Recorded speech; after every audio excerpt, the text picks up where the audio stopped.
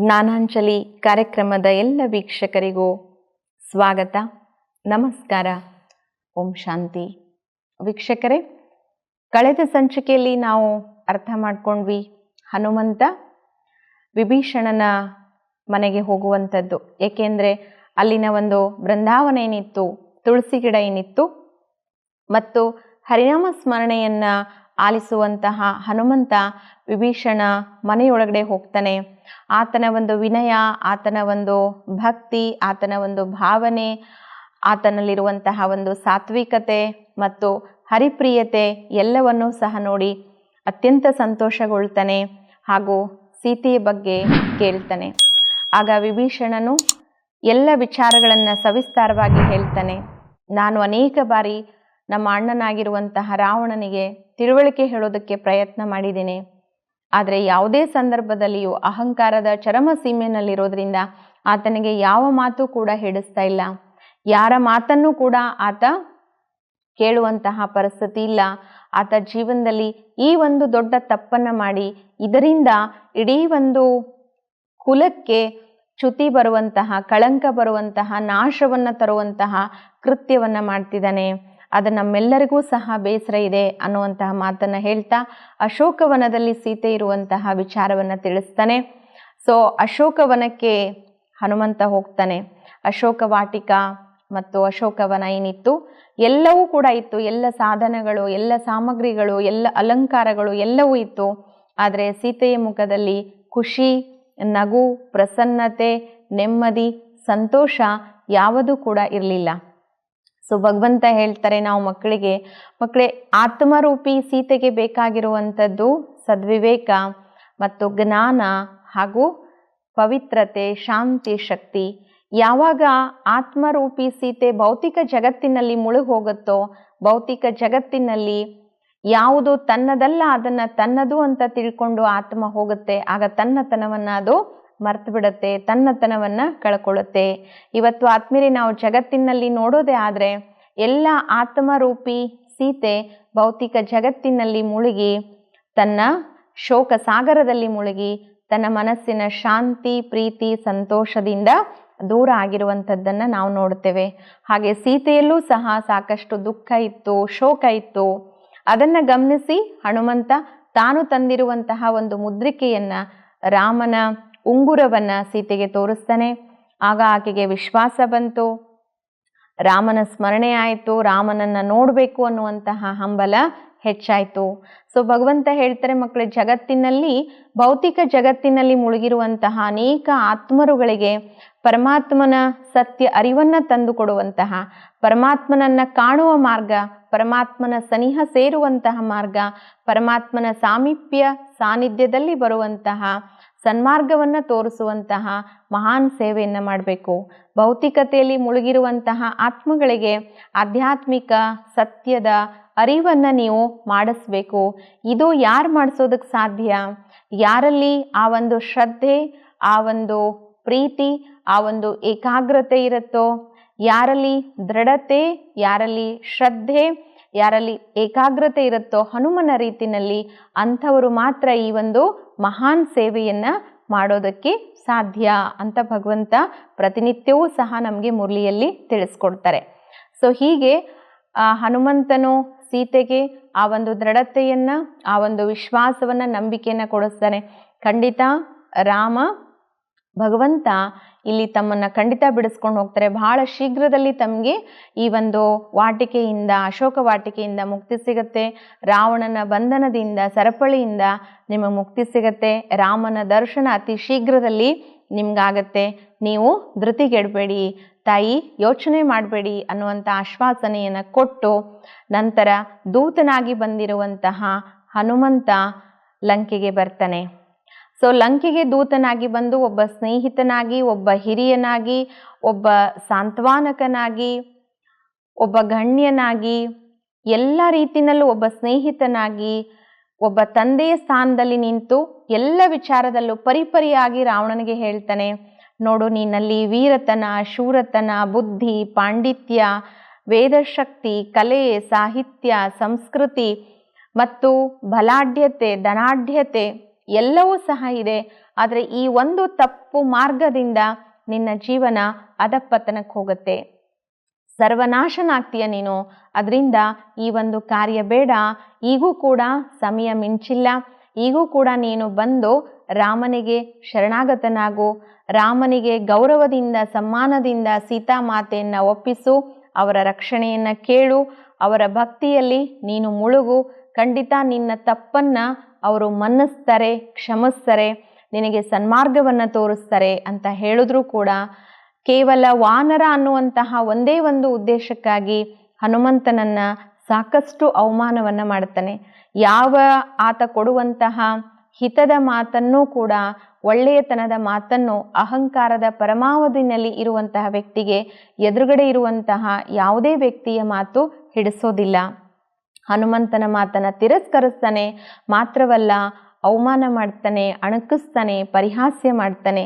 ಹನುಮನ ಬಾಲಕ್ಕೆ ಬೆಂಕಿ ಹಚ್ಚುತ್ತಾನೆ. ಸೊ ಭಗವಂತ ಹೇಳ್ತಾರೆ, ನೀವೇನು ಕೊಡ್ತೀರೋ ಅದೇ ನಿಮಗೆ ವಾಪಸ್ ಸಿಗುವಂಥದ್ದು. ಅವಮಾನ ಕೊಟ್ಟರೆ ಅವಮಾನ ನಿಮಗೆ ಸಿಗುತ್ತೆ, ಸ್ನೇಹ ಕೊಟ್ಟರೆ ನಿಮಗೆ ಸ್ನೇಹ ವಾಪಸ್ ಸಿಗುತ್ತೆ, ಬೇರೆಯವ್ರಿಗೆ ಬೆಂಕಿ ಕೊಟ್ಟರೆ ಬೆಂಕಿನೇ ನಿಮಗೂ ಕೂಡ ವಾಪಸ್ ಸಿಗುವಂಥದ್ದು. ಹಾಗಾಗಿ ಹನುಮನ ಬಾಲಕ್ಕೆ ಬೆಂಕಿ ಹಚ್ಚಿರುವಂತಹ ರಾವಣನ ಒಂದು ತಮಾಷೆ, ರಾವಣ ಅವಮಾನ ಮಾಡಬೇಕು ಅಂತ ಬೆಂಕಿ ಹಚ್ಚುತ್ತಾನೆ. ಫಲಸ್ವರೂಪವಾಗಿ ಆ ಒಂದು ಬೆಂಕಿ ಇಡೀ ಲಂಕೆಯನ್ನು ಆವರಿಸ್ತು. ಲಂಕೆಯ ಒಂದು ಸಮೃದ್ಧಿ, ಲಂಕೆಯ ಒಂದು ಸುಂದರ ಭವನಗಳು, ಲಂಕೆಯ ಎಲ್ಲ ಸಂಪತ್ತು ವಿನಾಶವನ್ನು ಹೊಂದುತ್ತೆ. ಇಡೀ ಲಂಕೆ ಹೊಗೆಯಾಡೋದಕ್ಕೆ ಶುರುವಾಗತ್ತೆ. ತನ್ನ ಕಕ್ಷೆಗೆ ಬಂದಿರುವಂತಹ ರಾವಣನನ್ನ ಮಂಡೋದರಿ ತಡೆದು ಹೇಳ್ತಾಳೆ, ಸ್ವಾಮಿ, ಕೇವಲ ಒಬ್ಬ ದೂತನಲ್ಲಿ ಎಷ್ಟು ಶಕ್ತಿ ಇದೆ ಅಂದರೆ ಯೋಚನೆ ಮಾಡಿ, ಸಾಕ್ಷಾತ್ ಶ್ರೀರಾಮನಲ್ಲಿ ಎಷ್ಟು ಶಕ್ತಿ ಇರ್ಬೋದು. ಬೇಡ, ಅಹಂಕಾರ ಒಳ್ಳೆಯದಲ್ಲ. ನರನ ರೂಪದಲ್ಲಿ ಬಂದಿರುವಂತಹ ಹರಿಯ ಜೊತೆಗೆ ನಿಮ್ಮ ದ್ವೇಷ ಸಲ್ಲದು. ದ್ವೇಷ ಬೇಡ, ಶರಣಾಗತಿಯಾಗಿ ಸೀತಾಮಾತೆಯನ್ನ ವಾಪಸ್ ಕಳುಹಿಸಿ. ಇದು ನಿಮಗೆ ಸಲ್ಲದು. ನಿಮ್ಮಂಥ ಪರಾಕ್ರಮಿಗೆ ಒಳ್ಳೆಯದಲ್ಲ. ಇತಿಹಾಸ ನಿಮ್ಮನ್ನ ಒಬ್ಬ ಹೇಡಿ, ಒಬ್ಬ ದುರ್ಬಲ, ಒಬ್ಬ ನಾರಿಯನ್ನ ಅಪಹರಿಸಿರುವಂತಹ ವ್ಯಕ್ತಿ ಅನ್ನುವಂತಹ ಪಟ್ಟಿಯಲ್ಲಿ ನಿಮ್ಮ ಹೆಸರನ್ನ ಸೇರಿಸುತ್ತೆ. ಅಷ್ಟ ಪರಾಕ್ರಮ, ನಿಮ್ಮ ಶೂರ, ನಿಮ್ಮ ವೇದ ಪಾರಂಗತೆ, ನಿಮ್ಮ ಸಂಸ್ಕೃತಿ, ನಿಮ್ಮ ಶಿಕ್ಷಣ ಎಲ್ಲವೂ ಕೂಡ ಹಾಳಾಗತ್ತೆ. ನಿಮ್ಮ ಮೂಲಕ ಕುಲವೇ ನಾಶ ಆಗತ್ತೆ. ಭಗವಂತ ಹೇಳ್ತಾರಲ್ವ, ಯಾವುದಾದರೂ ಒಂದು ಕೆಟ್ಟದ್ದು ಸಂಪೂರ್ಣ ನಾಶವಾಗಬೇಕಾದ್ರೆ ಅದು ತನ್ನ ಭಯಾನಕ ರೂಪವನ್ನು ಪ್ರಕಟ ಮಾಡುತ್ತೆ ಅಂತ. ಸೊ ಹಾಗೆ ಇಲ್ಲೂ ಕೂಡ ರಾವಣನ ರೂಪದಲ್ಲಿ ನಕಾರಾತ್ಮಕತೆ ಮತ್ತು ಅಶುದ್ಧತೆ ನಾಶ ಆಗಬೇಕು ಅಂದಾಗ ಒಂದು ಭಯಂಕರ ರೂಪವನ್ನು ಪಡ್ಕೊಳ್ತು. ಯಾವುದು? ರಾಮ ಮತ್ತು ರಾವಣರ ಯುದ್ಧವೇ ಆಯಿತು. ಸೊ ಮಂಡೋದರಿ ಸಾಕಷ್ಟು ಹಿತೈಷಿಯಾಗಿ, ಒಬ್ಬ ಮಿತ್ರಳಾಗಿ, ಒಬ್ಬ ಪತ್ನಿಯಾಗಿ, ಒಬ್ಬ ಮಂತ್ರಿಯಾಗಿ ಸಾಕಷ್ಟು ಪರಿಪರಿಯಾಗಿ ಪ್ರಾರ್ಥಿಸ್ಕೊಂಡ್ಲು, ಬೇಡ ಈ ಮಾರ್ಗ ಸಲ್ಲದು ಅಂತ. ಆದಾಗ್ಯೂ ಕೂಡ ರಾವಣ ಕೇಳಿಲ್ಲ. ವಿಭೀಷಣನೂ ಕೂಡ ಸಾಕಷ್ಟು ವಿಚಾರವಾಗಿ ಸಲಹೆ ಕೊಡ್ತಾನೆ, ಸೂಚಿಸ್ತಾನೆ, ಮಾರ್ಗದರ್ಶನ ಮಾಡ್ತಾನೆ ತಮ್ಮನಾಗಿ. ಆತನನ್ನು ಕೂಡ ಲಂಕೆಯನ್ನು ಬಿಟ್ಟು ಹೋಗು ಅಂತ ಲಂಕೆಯಿಂದ ಆಚೆ ಹಾಕ್ತಾನೆ. ಸೊ ಯಾರೆಲ್ಲ ಆತನ ಸ್ನೇಹಿತರು, ಸನ್ಮಿತ್ರರು, ಹಿತೈಷಿಗಳು ಆತನಿಗೆ ಹೇಳೋದಕ್ಕೆ ಬಂದರೂ ಕೂಡ ಆತ ಯಾರ ಮಾತನ್ನು ಕೂಡ ಕೇಳುವಂತಹ ಸ್ಥಿತಿ ಇರಲಿಲ್ಲ. ಯಾಕೆಂದರೆ ಅಹಂಕಾರಕ್ಕೆ ವಶನಾಗಿರುವಂತಹ ವ್ಯಕ್ತಿ ತನ್ನ ಬುದ್ಧಿಶಕ್ತಿಯನ್ನು ಕಳ್ಕೊಂಡು ಬಿಡ್ತಾನೆ, ತನ್ನ ಸ್ವನಿಯಂತ್ರಣ ಒಳಗೆ ಕಳ್ಕೊಂಡು ಬಿಡ್ತಾನೆ, ತನ್ನ ಬುದ್ಧಿಮತ್ತೆಯನ್ನು ಆತ ಕಳ್ಕೊಂಡು ಬಿಟ್ಟಿರ್ತಾನೆ. ಸೊ ಹೀಗೆ ಆತ ಹನುಮಂತನನ್ನು ಕೂಡ ಅವಮಾನಕ್ಕೆ ಒಳಪಡಿಸ್ತಾನೆ, ಜೊತೆಗೆ ಅಂಗದನನ್ನು ಕೂಡ ಅವಮಾನಕ್ಕೆ ಒಳಪಡಿಸ್ತಾನೆ. ಅಂಗದನೂ ಕೂಡ ಕೊನೆಗೆ ಶಾಂತಿ ದೂತನಾಗಿ ಶ್ರೀರಾಮ ಯುದ್ಧ ಬೇಡ, ಇಂತಹ ವಿನಾಶವನ್ನು ತಡಿಬೇಕು ಅಂತ ಹೇಳಿ ದೂತನ ರೂಪದಲ್ಲಿ, ಶಾಂತಿ ದೂತನ ರೂಪದಲ್ಲಿ ಅಂಗದನನ್ನು ಕಳಿಸ್ತಾನೆ. ಆಗಲೂ ಕೂಡ ಅವನು ವಾನರ ಅಂತ ಹೇಳಿ ಅಂಗದನಿಗೂ ಕೂಡ ಆಸನವನ್ನು ಕೊಡದೆ ಅವಮಾನವನ್ನು ಮಾಡ್ತಾನೆ. ಆತ ತನ್ನ ಬಾಲದಿಂದಲೇ ಆಸನವನ್ನು ತಯಾರಿ ಮಾಡಿಕೊಂಡು ಆಸನದಲ್ಲಿ ಕುಳಿತು ತನ್ನ ಏನು ಸಂದೇಶವನ್ನು, ಶಾಂತಿ ಸಂದೇಶವನ್ನು ಕೊಡಬೇಕು ಆ ಸಂದೇಶವನ್ನು ಕೊಟ್ಟು ತೆರಳುತ್ತಾನೆ. ಆಗಲೂ ಸಹ ಆತ ಅಂಗದನ ಮಾತಿಗೆ ಒಪ್ಪಲಿಲ್ಲ. ಸೊ ಭಗವಂತ ಹೇಳ್ತಾರೆ, ಈ ಕಲಿಯುಗಿ ಜಗತ್ತಿನಲ್ಲಿ ಅನೇಕ ಆತ್ಮಗಳು ಸಾತ್ವಿಕರನ್ನ, ಸನ್ಮಾರ್ಗದಲ್ಲಿರುವಂಥವರನ್ನ, ಒಳ್ಳೆಯ ವ್ಯಕ್ತಿಗಳನ್ನ ಅವಮಾನ ಮಾಡ್ತಾರೆ. ಯಾಕೆಂದ್ರೆ ಅವರಲ್ಲಿರ್ತಕ್ಕಂತಹ ಅಸುರಿ ಪ್ರವೃತ್ತಿ, ಅಸುರಿ ಗುಣ, ಅಸುರಿ ಶಕ್ತಿ ಏನಿರುತ್ತೆ ಅದು ಬೇರೆಯವರಿಗೆ ಒಳ್ಳೆಯದನ್ನು ಮಾಡೋದಕ್ಕೆ ಬಿಡೋದೇ ಇಲ್ಲ. ಅವರು ಅಪಮಾನ ಮಾಡ್ತಾರೆ, ಅಪಹಾಸ್ಯ ಮಾಡ್ತಾರೆ, ಅಣಕಿಸ್ತಾರೆ. ಆದರೆ ಸಾತ್ವಿಕರು ತಮ್ಮ ಸ್ವಬಲದಿಂದ, ಸ್ವಶಾಸನದಿಂದ ಮತ್ತು ಸ್ವಮಾನದಿಂದ ಸೆಲ್ಫ್ ರೆಸ್ಪೆಕ್ಟನ್ನು ನಾವು ಯಾವತ್ತೂ ಕೂಡ ಕಳ್ಕೊಳ್ಬಾರ್ದು. ಆ ಸೆಲ್ಫ್ ರೆಸ್ಪೆಕ್ಟನ್ನು ಇಟ್ಕೊಂಡು ನಮ್ಮ ಒಂದು ಸ್ವನಿಯಂತ್ರಣ ಮತ್ತು ಸ್ವಗೌರವವನ್ನು ನಾವು ಕಾಪಾಡಿಕೊಳ್ಬೇಕು ಅನ್ನುವಂಥದ್ದು ಇದರ ಒಂದು ತಾತ್ಪರ್ಯ. ಸೊ ಹೀಗೆ ಅಂಗದ ಮತ್ತು ಹನುಮಂತ ಇಬ್ಬರಿಗೂ ಸಹ ಅವಮಾನವನ್ನು ಮಾಡ್ತಾನೆ. ರಾಮ ಹೇಳುವಂತಹ ಯಾವುದೇ ತಿಳುವಳಿಕೆಯ ಮಾತುಗಳಿಗೆ ಆತ ಒಪ್ಪೋದಿಲ್ಲ. ಕೊನೆಗೆ ಯುದ್ಧವೇ ಕೊನೆ ಅಂತಾಯಿತು. ಆಗ ಶ್ರೀರಾಮ ಸ್ವತಃ ತಾನೇ ಹೋಗಿ ಸಮುದ್ರದೇವನಲ್ಲಿ ಆರಾಧನೆ ಮಾಡುತ್ತಾನೆ. ಹೇ ಸಮುದ್ರದೇವ, ನನ್ನ ಒಂದು ಧರ್ಮದ ಕಾರ್ಯಕ್ಕೆ, ಧರ್ಮದ ಜಯಕ್ಕೆ, ಅಸುರ ಸಂಹಾರಕ್ಕೆ, ಈ ಜಗತ್ತನ್ನು ರಾಮರಾಜ್ಯವನ್ನಾಗಿ ಮಾಡಬೇಕು, ಅದರಿಂದ ರಾವಣನ ವಧೆ ಮಾಡಬೇಕು, ರಾಮತ್ವವನ್ನು ಈ ಜಗತ್ತಿನಲ್ಲಿ ಸ್ಥಾಪಿಸಬೇಕು. ಆ ಕಾರಣಕ್ಕಾಗಿ ನಾನು ಕೇಳುವಂತಹ ಪ್ರಾರ್ಥನೆಯನ್ನು ಮನ್ನಿಸು, ಕೇಳು, ನನಗೆ ಮಾರ್ಗವನ್ನು ಕೊಡು ಅಂತ ಕೇಳ್ತಾನೆ. ಸಾಕಷ್ಟು ಆರಾಧನೆಯನ್ನು ಮಾಡಿದ ನಂತರವೂ ಕೂಡ ಸಮುದ್ರ ದೇವದಿಂದ ಯಾವುದೇ ಒಂದು ಪ್ರತಿಕ್ರಿಯೆ ಬರೋದಿಲ್ಲ. ಆಗ ಅತ್ಯಂತ ವಿಚಲಿತನಾಗಿರುವಂತಹ ರಾಮ ತನ್ನ ಶಾಂತಿಯಿಂದ ಹೊರಬಂದು, ನೀನು ಇಷ್ಟು ಶಾಂತವಾಗಿ ನಾನು ಕೇಳಿದ್ರು ಕೂಡ, ಆರಾಧನೆ ಮಾಡಿದ್ರೂ ಕೂಡ ನೀನು ಅದಕ್ಕೆ ಯಾವುದೇ ಮಾನ್ಯತೆಯನ್ನು ಕೊಟ್ಟಿಲ್ಲ. ಹಾಗಾಗಿ ನಾನು ಬಾಣ ಪ್ರಯೋಗವನ್ನು ಮಾಡಿ ನಿನ್ನ ನೀರನ್ನು ಹಿಂಗಿಸಿ ನಿನ್ನ ಸಮುದ್ರವನ್ನು ಖಾಲಿ ಮಾಡಿ ನಾನು ಆ ಮೂಲಕ ನಡೆದುಕೊಂಡು ಹೋಗ್ತೇನೆ ಅನ್ನೋ ಮಾತನ್ನು ಹೇಳ್ತಾನೆ. ಆಗ ತಕ್ಷಣವೇ ಸಮುದ್ರದೇವ ಪ್ರತ್ಯಕ್ಷನಾಗಿ ಹೇಳ್ತಾನೆ, ರಾಮ, ಖಂಡಿತ ನೀನು ಬಾಣ ಪ್ರಯೋಗ ಮಾಡು, ಆದರೆ ನನ್ನ ಮಾತನ್ನು ಕೇಳು. ನನ್ನ ದಾರಿ ಕೊಡೋದಿಲ್ಲ ಅಂತಲ್ಲ, ಖಂಡಿತ ಕೊಡ್ತೇನೆ. ಆದರೆ ಒಂದು ನಾನು ಸತ್ಯ ಹೇಳ್ತೇನೆ, ರಾವಣ ಅಪಾರ ಬಲಶಾಲಿಯಾಗಿರುವಂತಹ ಅಸುರ. ಆತನಲ್ಲಿ ಮಹಾದೇವನ ಅಪಾರವಾದಂತಹ ಶಕ್ತಿ ಇದೆ.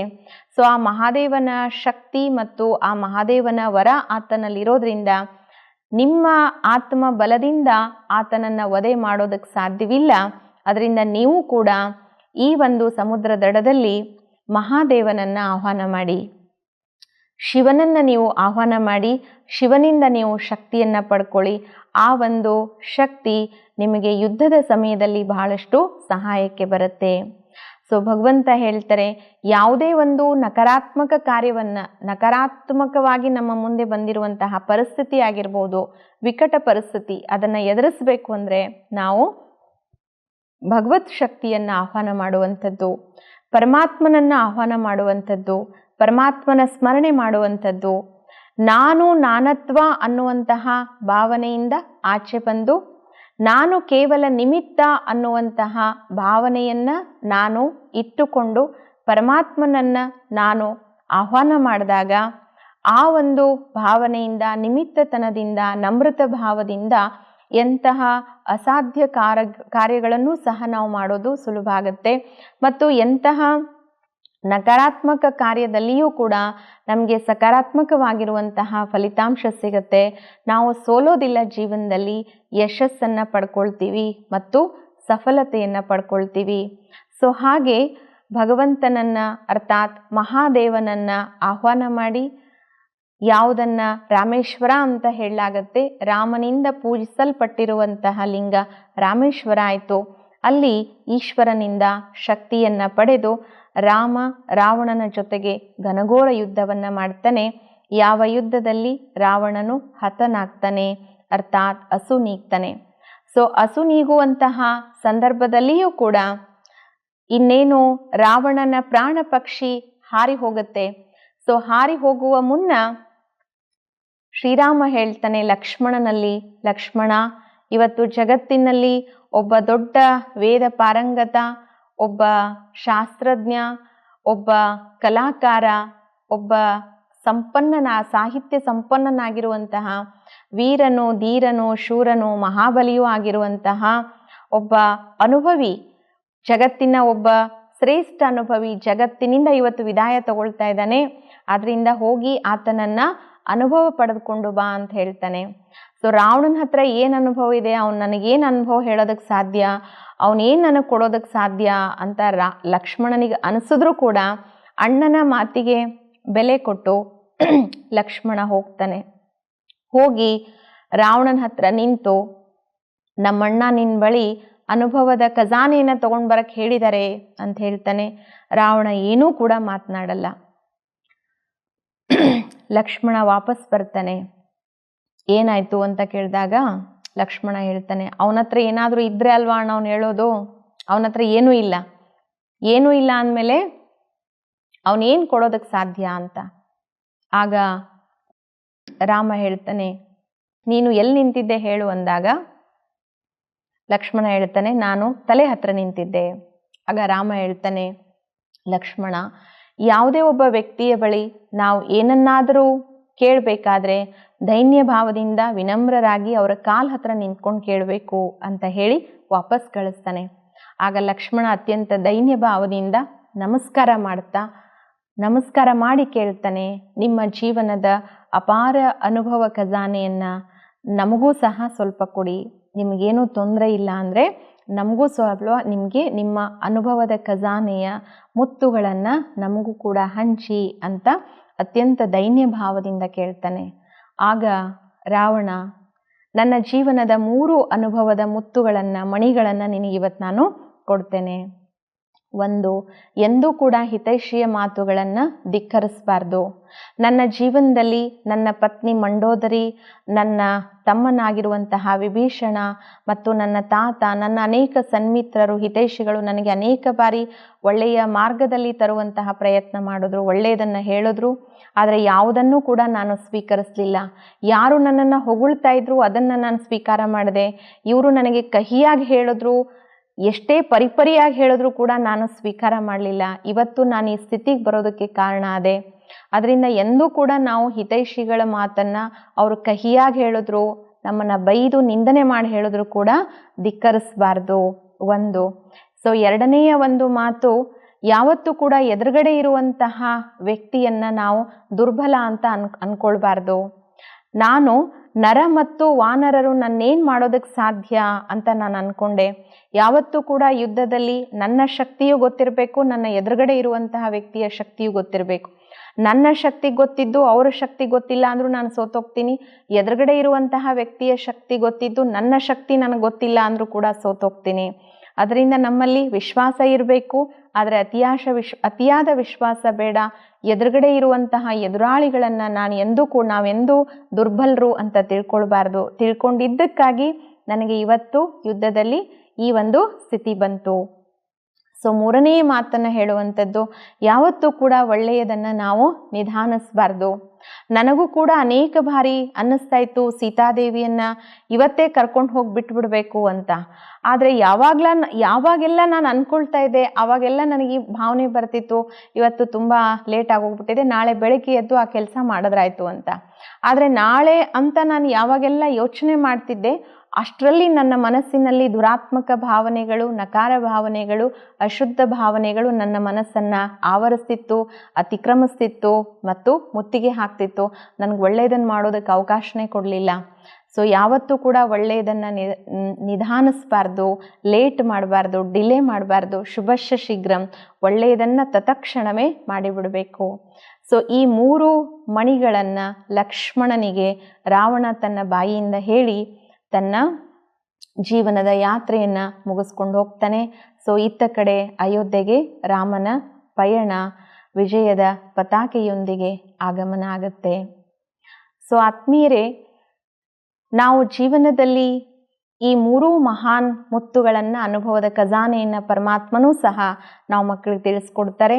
ಮಕ್ಕಳೇ, ಯಾವತ್ತೂ ಕೂಡ ಜೀವನದಲ್ಲಿ ನಮ್ಮ ಹಿತವನ್ನು ಬಯಸುವಂತಹ ಸನ್ಮಿತ್ರರು, ಹಿತೈಷಿಗಳೇನು ಹೇಳ್ತಾರೆ ಅದನ್ನು ನಾವು ಯಾವತ್ತೂ ಕೂಡ ಸ್ವೀಕಾರ ಮಾಡಬೇಕು. ಅವರು ಕಹಿಯಾಗಿ ಕೆಟ್ಟದಾಗಿ ಹೇಳಿದ್ರೂ ಕೂಡ ಭಾವನೆಯನ್ನು ಅರ್ಥ ಮಾಡ್ಕೊಳ್ಬೇಕೇ ಹೊರತು ಭಾಷೆಯನ್ನಲ್ಲ.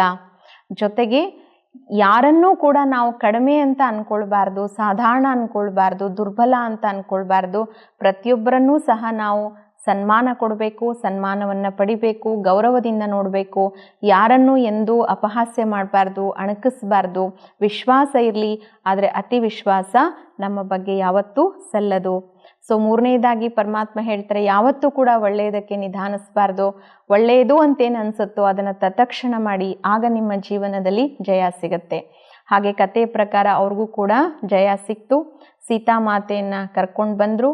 ಅಗ್ನಿ ಪ್ರವೇಶ ಮಾಡಿದ್ರು. ಅಗ್ನಿ ಪ್ರವೇಶ ಅರ್ಥಾತ್ ಅಗ್ನಿಯಲ್ಲಿ ಇರುವಂತಹ ಸೀತೆಯನ್ನ ರಾಮ ವಾಪಸ್ ಪಡ್ಕೊಳ್ತಾನೆ. ನಿಜವಾದ ಸೀತೆ ಅಗ್ನಿಯಿಂದ ಬಂದು ಸೀತೆ, ರಾಮ, ಲಕ್ಷ್ಮಣರು 3 ಜನರು ಸಹ ಅಯೋಧ್ಯೆಗೆ ತೆರಳ್ತಾರೆ.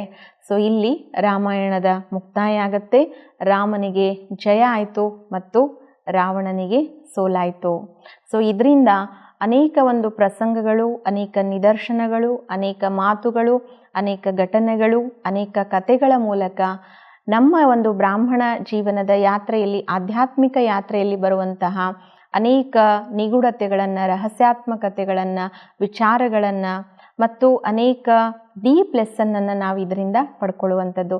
ಮಹತ್ವಪೂರ್ಣವಾಗಿರುವಂತಹ ಒಂದು ಕಲಿಕೆ, ಒಂದು ಬದುಕಿನ ಪಾಠ, ಒಂದು ಶಿಕ್ಷಣ, ಒಂದು ಮಾರ್ಗದರ್ಶನ ಈ ಮೂಲಕ ನಮಗೆ ಸಿಕ್ತು. ಸೊ ಅನೇಕ ಉದಾಹರಣೆಗಳನ್ನು ಬಾಬಾರವರು ಸಹ, ಭಗವಂತನೂ ಕೂಡ ಮುರಳಿನಲ್ಲಿ ನಮಗೆ ತಿಳಿಸ್ತಾರೆ. ಅಂಗದನ ಬಗ್ಗೆ ಆಗಿರ್ಬೋದು, ಹನುಮಂತನ ಬಗ್ಗೆ ಆಗಿರ್ಬೋದು, ರಾಮನ ಬಗ್ಗೆ ಆಗಿರ್ಬೋದು, ಸೀತೆ ಬಗ್ಗೆ ಆಗಿರ್ಬೋದು, ಲಕ್ಷ್ಮಣನ ಬಗ್ಗೆ ಆಗಿರ್ಬೋದು, ಜೊತೆಗೆ ಹನುಮಂತನ ಬಗ್ಗೆ ಆಗಿರ್ಬೋದು. ಈ ಎಲ್ಲ ಉದಾಹರಣೆಗಳನ್ನು ನಾವು ಯಥಾವತ್ತಾಗಿ ಅರ್ಥ ಮಾಡಿಕೊಂಡಾಗ ನಮಗೆ ಪುರುಷಾರ್ಥ ಮಾಡೋದಕ್ಕೆ ಜೀವನದಲ್ಲಿ ಇನ್ನೂ ಕೂಡ ಹೆಚ್ಚು ಒಂದು ಉತ್ಸಾಹ ಮತ್ತು ಒಂದು ಕಲಿಕೆ, ಒಂದು ಎಚ್ಚರಿಕೆ ನಮಗೆ ಸಿಗುತ್ತೆ. ಸೊ ಆತ್ಮೀಯರೇ, ಇಲ್ಲಿವರೆಗೂ ಈ ಎಲ್ಲ ಸಂಚಿಕೆಗಳನ್ನು ನನ್ನೊಂದಿಗೆ ಇದ್ದು ತಾವು ಕೇಳಿದ್ದಕ್ಕಾಗಿ ತಮ್ಮೆಲ್ಲರಿಗೂ ಸಹ ಅನಂತ ಧನ್ಯವಾದಗಳು. ಓಂ ಶಾಂತಿ.